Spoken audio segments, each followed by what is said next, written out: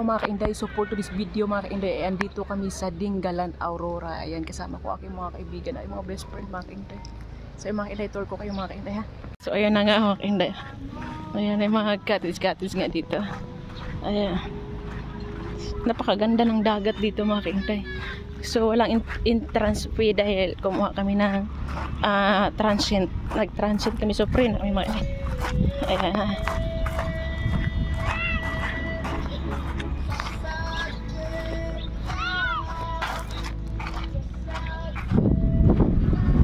Sarap ng hangin.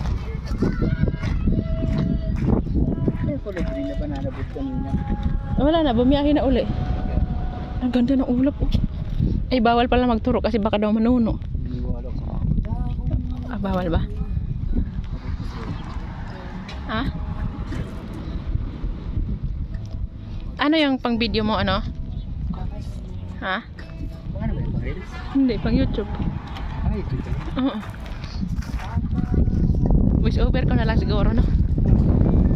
Para maganda. Kahit hindi naman maganda talaga.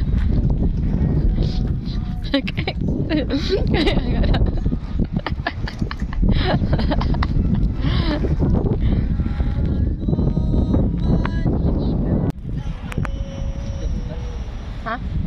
Hindi. Video. Parap. Ano? Oh. Hi, so nandito kami ngayon guys sa Dingalan at mag-stay kami dito ng isang gabi. Bukas, babalik din kami ng Cebu. Yun na mga kainday, enjoy ako sa pag-iikot dito mga kainday, no?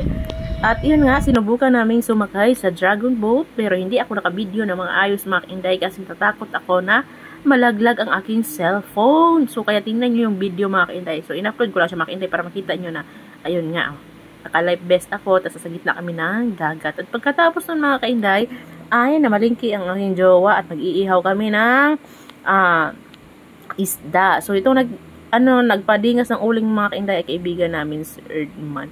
So napaka-relaxing dito mga kainday at konti lang yung tao. So ito yung isda namin mga kainday, tulingan, tuna at saka bangus. So maganda dito maglakad-lakad sa hapon mga kainday. Tapos sa umaga din mga kainday. So, ayan yung hapon mga kainday. O, napakaganda ng mga kainday. Tanawin, no? Nakaka-relax talaga siya mga kainday. Kaya pag pumunta ka dito, yung makakalimutan mo yung utang mo mga kainday ba? Oo. So, yun mga kainday, oh. Ang ganda mga kainday. At, hindi ako magkasawa paikot-ikot dito mga kainday, oh. Kasi napakasarap namnamin. Yung hangin mga kainday ba, napakaganda talaga ng ng hangin. Wala mga kainday, napakaganda ng hangin dyan. Ayan. So nag-i-enjoy kami mga kainday. Tingnan nyo, nakita yung bundok mga kainday, oh, diba? At kitang-kita nyo naman na malinis yung kapaligiran talaga.